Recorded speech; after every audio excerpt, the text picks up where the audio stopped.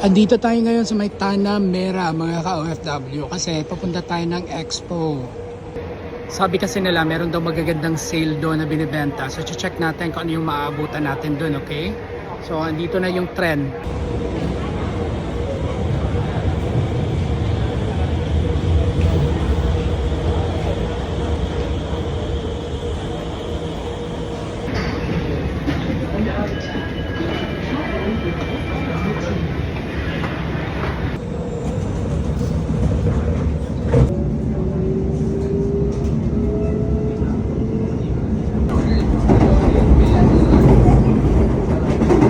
Dito na tayo sa may Expo MRT mga ka-OFW. Lalabas lang tayo tapos pupunta tayo doon, no?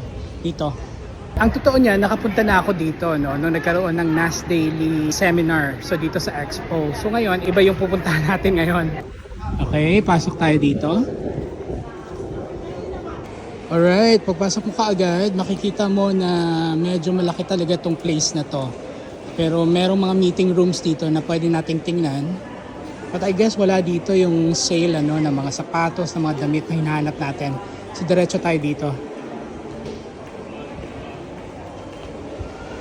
Dito, pasok tayo dito mga ka-OFW. Okay, dito sa may Hall 6 mga ka-OFW dito, ang dami ditong mga binibentang mga pagkain. Yan, no? Wow! Mapapansin mo kaagad na medyo mausok dito kasi nga ang daming nagluluto. Yan o, tingnan nyo o. Wow.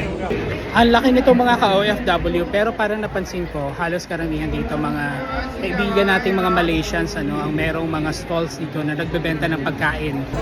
Ito o, tingnan nyo mga ka-OFW. Yan. Dua cup $6 saja. Buy one, free one. Satu cup jatuh $3. Actually dito meron ding nagbebenta ng mga bags tsaka mga damit. Ito oh. Wow. Alam niyo ito, gusto ko to mga ka-OFW. Nasa $45 oh. Hindi siya mura. Pero okay naman yung tela. Ito yung mga gusto ko. May nakita ako ng ganito sa Pilipinas pero hindi ko binili. Sayang. Meron din sila mga basketball na jersey dito. Ito oh, nasa $20 to mga ka-OFW. Pwedeng pagregalo sa mga boyfriend oh, sa mga husbands. Meron din sila mga pambata dito. Ayan oh. Ganda no? Gusto ko to.